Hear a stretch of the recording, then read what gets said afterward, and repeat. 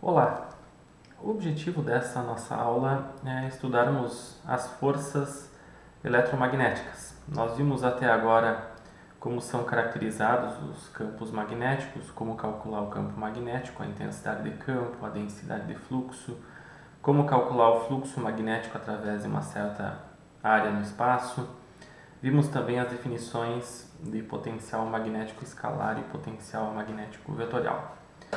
Então, as forças eletromagnéticas, juntando então forças elétricas e forças magnéticas, são as forças que surgem devido à interação de campos magnéticos com cargas, ou campos eletromagnéticos, para ser mais correto, com cargas no espaço. Se as cargas estão estáticas no espaço, nós sabemos que as cargas produzem um campo elétrico no seu entorno. Se as cargas estão em movimento, com relação ao referencial, as cargas produzem um campo magnético. Então, surgem forças que têm uma determinada característica dependendo do tipo de campo ao qual essas cargas estão submetidas. Vamos começar com algo que vocês já conhecem, que é a força elétrica. Então, uma carga Q, quando está imersa em um campo elétrico, que por sua vez é produzido por um outro conjunto de cargas, ela sofre uma força elétrica que é Q vezes a intensidade do campo elétrico. Então a força em newtons é igual ao valor da carga em coulomb vezes o campo elétrico em volt por metro, que é produzido por um outro arranjo de cargas no espaço. Então sabemos que se a carga for positiva, a força vai ser na direção do campo, se a carga for negativa, vai ser direção contrária ao campo. Então, algumas características dessa força elétrica: essa força atua sobre cargas tanto paradas quanto em movimento. Então, se a carga estiver parada, ela vai sofrer uma força igual a que ela vai sofrer se ela estiver em movimento dentro do campo elétrico. Isso é bem importante. Se a carga for livre para se movimentar, o campo elétrico ou a força elétrica pode exercer trabalho sobre essa carga. Por quê? Porque o deslocamento será na direção da força e a força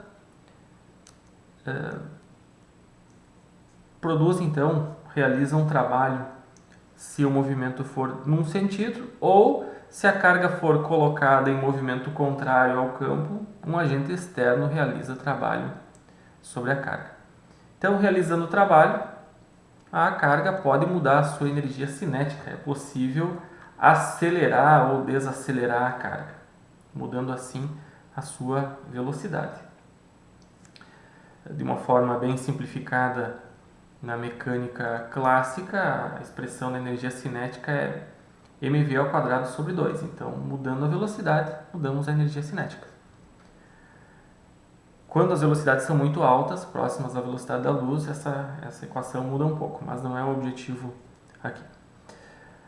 Então, é interessante que se essa carga pudesse se movimentar, ela vai sofrer uma aceleração, mas a velocidade só vai mudar em magnitude.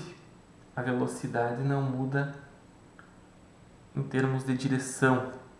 De que forma nós podemos visualizar isso? Então, recapitulando o caso do campo dado, um campo elétrico em volt por metro. Digamos que tem aqui do lado esquerdo cargas positivas produzindo esse campo elétrico, ou cargas negativas do lado direito. Podemos ter então um arranjo de cargas capaz de produzir esse campo elétrico. Se nós colocarmos uma carga positiva nesse campo elétrico, vai surgir uma força que aponta em que direção? Se essa carga for positiva, a força aponta na direção do campo. Então, dada uma carga mais Q, a força que surge terá a direção do campo elétrico. Então essa é a força elétrica que surge. Então, eu vou colocar aqui uma observação. Carga parada ou em movimento.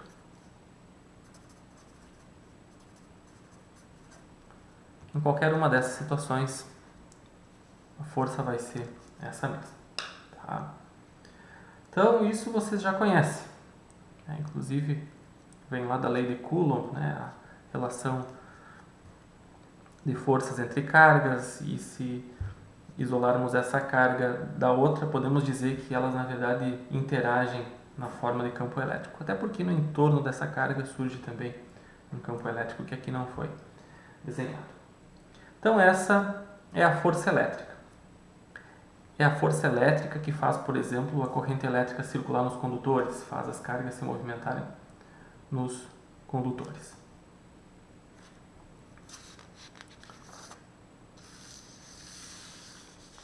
De que forma nós podemos definir a força magnética? Como é essa força na natureza? Então, separando o estudo, a análise, nós temos condições então de determinar a força magnética que surge sobre uma carga na presença de um campo magnético somente se essa carga estiver em movimento.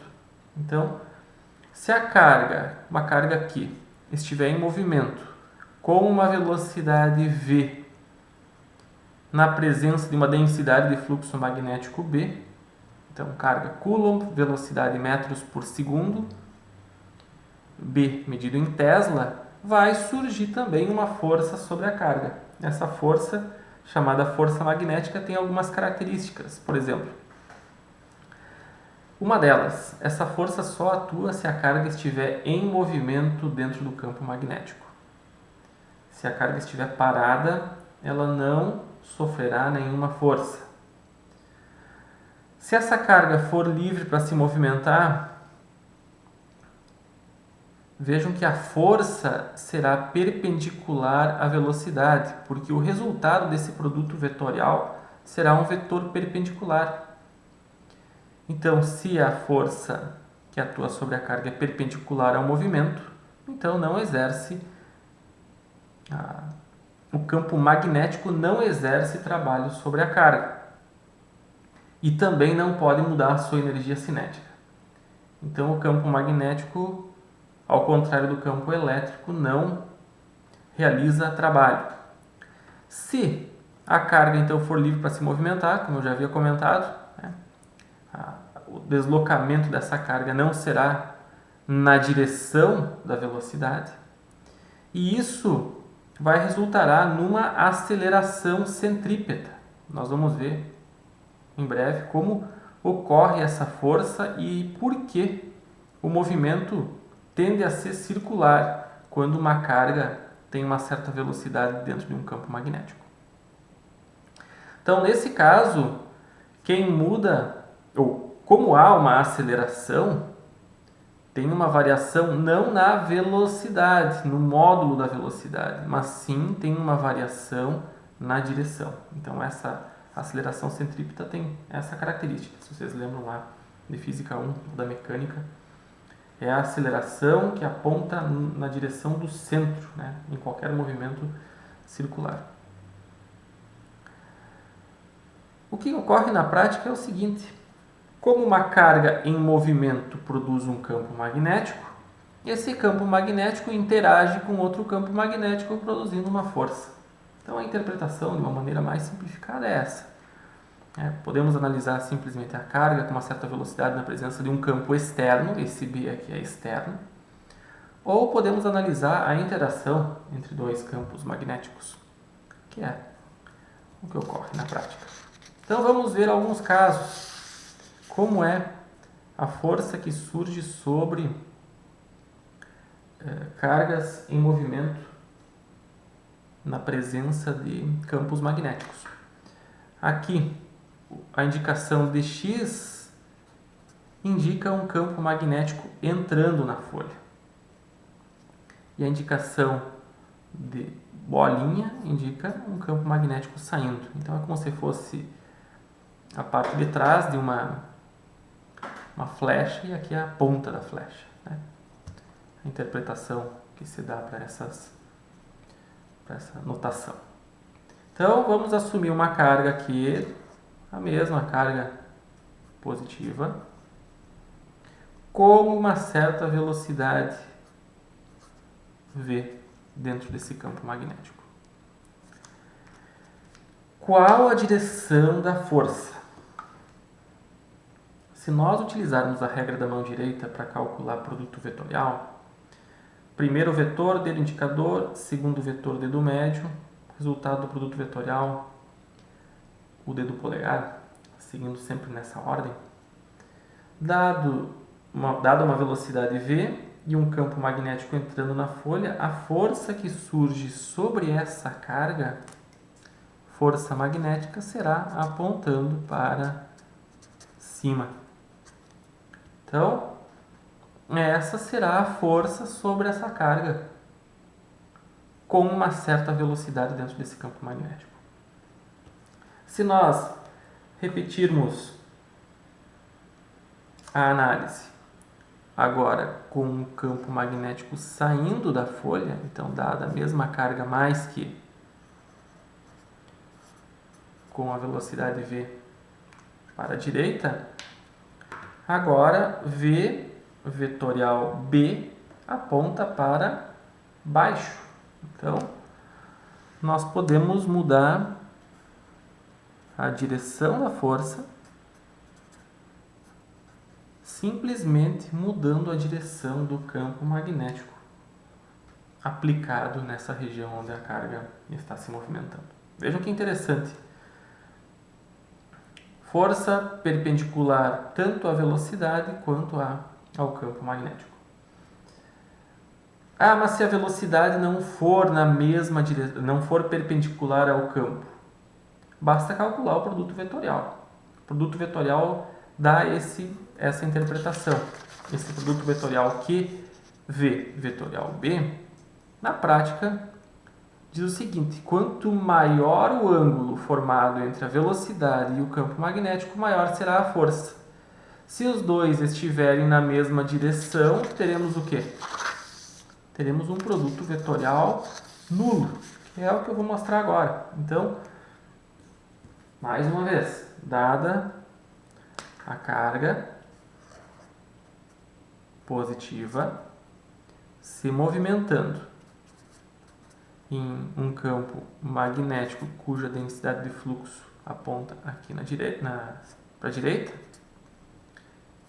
se a carga estiver se movimentando com uma velocidade v, a força magnética, nesse caso, é zero.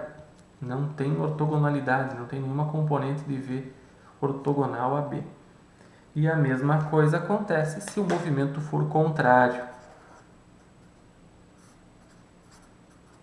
Então, se a carga que se movimenta na direção contrária ao campo magnético, a mesma coisa. Então, nos dois casos, a força magnética é zero. Então, isso eu quero que vocês entendam, que a força que atua sobre a carga ela é nula quando temos campo magnético orientado na direção da velocidade. Então, talvez essa seja uma das características mais interessantes do campo eletromagnético. O comportamento totalmente diferente em determinadas situações. Mas eu falo sempre, prefiro a definição de campo eletromagnético porque eles são, o campo elétrico e o campo magnético, duas faces da mesma moeda. Não tem como separar uma coisa da outra. Tá? E isso vai ficar mais claro em breve.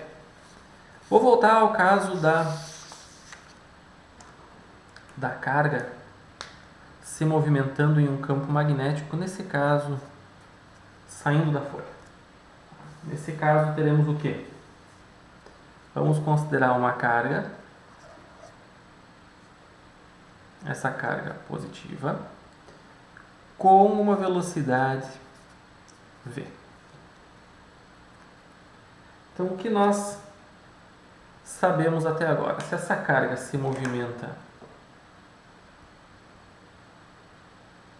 nessa direção,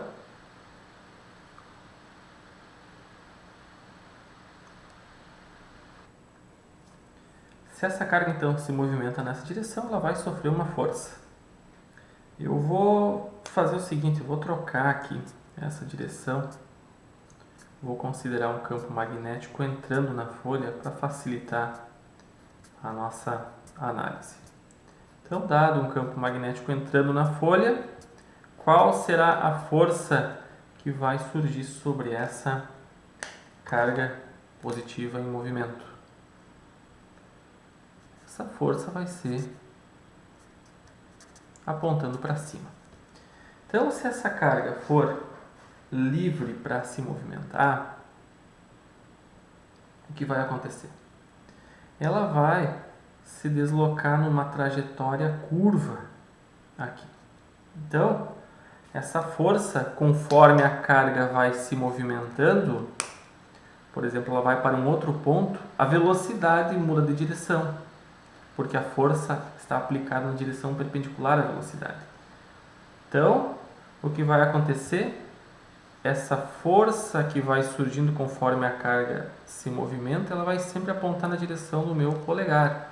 Então, pode ser que num instante de tempo, dependendo da velocidade dessa carga, num instante de tempo posterior, essa carga esteja, por exemplo, aqui, com a velocidade v agora apontando para cima. Nessa situação, a força magnética que surge sobre a carga aponta para cá. E assim vai. Essa carga então vai se movimentando dentro desse campo magnético. E a força, nesse caso, será uma força centrípeta. Então, quando uma carga é colocada na presença de um campo magnético com uma certa velocidade, a tendência do movimento circular dessa carga. Então, a velocidade vai mudando, não o módulo da velocidade, mas sim a direção. E com isso, então a força magnética que surge sobre a carga também muda de direção conforme ela se movimenta. Então, se uma carga for colocada num certo campo magnético com uma certa velocidade, há uma tendência ao movimento circular. Ah, mas esse movimento circular vai se perpetuar, ele vai ficar assim indefinidamente? Uma questão agora que não quero entrar em detalhes, mas toda a carga acelerada irradia ondas eletromagnéticas. E a onda eletromagnética carrega consigo uma energia. Então, uma carga colocada nessa situação aqui, ela vai perdendo a sua energia. Ela vai reduzindo a sua energia ao longo da trajetória. Tá? Mas isso não vamos considerar agora esse fenômeno. Então, se a carga não perder a sua energia, a tendência é ela permanecer com esse movimento circular de forma indefinida. Então, esse movimento circular está associado a um raio. Qual será o raio no qual essa carga vai viajar? A força magnética, nesse caso, será igual a uma força que eu vou chamar de força centrípeta. Qual a relação ou qual a expressão da força centrípeta no movimento circular?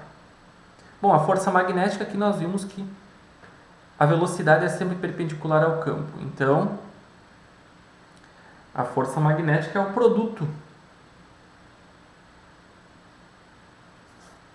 que módulo da velocidade, módulo da densidade de fluxo magnético.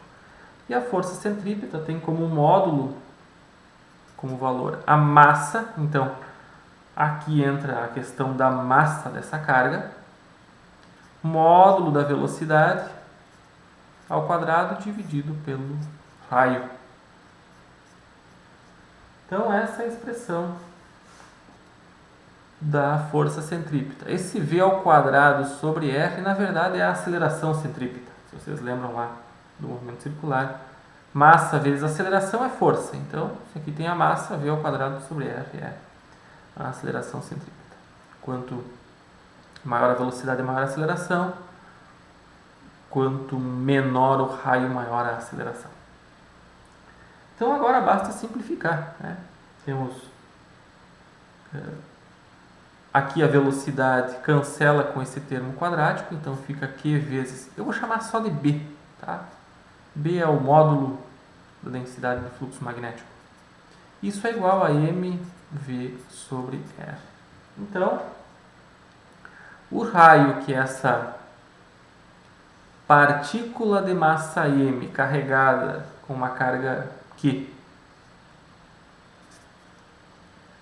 vai percorrer no espaço, é o seguinte: massa, velocidade sobre a carga vezes a densidade do fluxo magnético. Então, uma expressão bem simples, né? Algo que podemos tirar daqui: quanto maior a massa, maior o raio, claro, faz todo sentido. Quanto maior a massa, mais difícil é curvar a trajetória dessa carga. Quanto maior a velocidade também, claro, maior o raio. Quanto maior a carga, como a força será maior, o raio vai ser menor. E aqui o B também. O B está associado com a força que essa carga vai sofrer. Então, quanto maior o campo magnético nessa região, menor será o raio. Algumas grandezas que nós podemos ter controle, por exemplo, velocidade da partícula, nós podemos ter controle sobre essa grandeza. Campo magnético, nós também podemos ter controle. Muitas vezes não sabemos qual a relação entre a massa e a carga. Então, a relação massa e carga do elétron, na verdade, é uma relação conhecida há muito tempo. Antes mesmo de se conhecer o elétron, sabia que ele tinha uma determinada relação de massa por carga. Aí depois, claro, com outros experimentos, se conseguiu então chegar ao valor exato da massa do elétron e também da sua carga.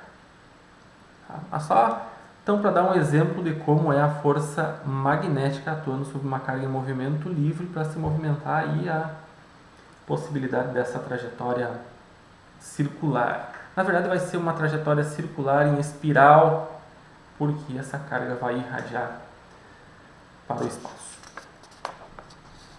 Então, se nós juntarmos essas duas coisas, se nós juntarmos a força elétrica e a força magnética, surge a chamada força de Lorentz.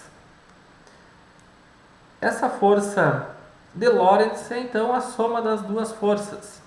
Vejam que a carga multiplica o campo elétrico e a carga multiplica a velocidade, produto vetorial em densidade de fluxo magnético.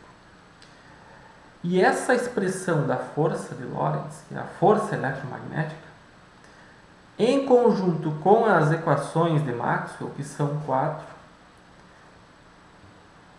representam então, caracterizam como os campos eletromagnéticos se comportam e como as forças eletromagnéticas interagem na natureza. Então essa talvez seja uma das expressões mais importantes, né? Junto com a força gravitacional e as forças nucleares forte e fraca, então formam um conjunto de 4 forças fundamentais da natureza. A força eletromagnética é uma delas. Nós estamos tão acostumados e nós dependemos tanto dessa força que nós nem nos damos conta do quanto ela é importante, né? eu já trago alguns exemplos de onde isso se aplica. Mas, por exemplo, a mesma carga que nós estamos estudando, uma carga aqui positiva, com uma certa velocidade, na presença de um campo magnético entrando na folha e elétrico apontando de cima para baixo, ela sofre as duas forças. A força elétrica, que nesse caso aponta na direção do campo, então a força elétrica aponta para baixo, e dado o produto vetorial V vetorial B, a força magnética aponta para cima. Então nós podemos, digamos assim, brincar de movimentar essa carga em qualquer direção, desde que nós tenhamos controle sobre o campo elétrico e magnético externos aplicados sobre essa carga. Em que situações nós temos essa força eletromagnética? São várias as aplicações. As aplicações surgem na natureza mais elementar, por exemplo, ligações iônicas e covalentes entre átomos de diferentes ou mesmo de mesmos elementos para formar moléculas, né? O gás hidrogênio, H2, a água, H2O, o cloreto de sódio, sal de cozinha, NaCl, são ligações que ocorrem, por mais que a química explique de uma maneira simplificada, né? ou tentando tornar mais aceitável e mais prático o estudo, mas em termos elementares é a física que está funcionando nessas situações, né? A corrente elétrica em condutores, as cargas se movimentam dentro de condutores porque os condutores são constituídos de metais e metais geralmente têm elétrons livres para se movimentar. Então, corrente elétrica é resultado da força elétrica. Os motores elétricos, eles funcionam a partir dessas forças. Nós também vamos ver como isso acontece. O efeito Hall, que nós vamos ver em breve. Como funcionam os sensores de efeito Hall. Como são os espectrômetros de massa. Como eles funcionam a partir das forças eletromagnéticas aplicadas em partículas carregadas. Os tubos de raios catódicos, que são aquelas TVs e monitores antigos, funcionam com base nesse princípio. Os aceleradores de partículas, que nada mais são do que tubos de raios catódicos, só que em dimensões maiores, tanto os lineares quanto os circulares, o ciclotrão e os sincrotrons, são um pouco diferentes esses dois, um tem formato de espiral, o outro tem formato circular. São todos dispositivos ou são todas situações onde a força eletromagnética surge como força principal. Tá? Então são várias as situações onde isso acontece. Eu quero que vocês tenham bem claro que nós estamos imersos num mundo de força eletromagnética, né? Todos os nossos átomos, moléculas estão interconectados justamente por essas forças que surgem lá em escala atômica. Então, a seguir, eu quero mostrar no próximo vídeo o funcionamento de um espectrômetro de massa e como podemos juntar tudo isso que nós vimos até agora sobre forças em uma única aplicação.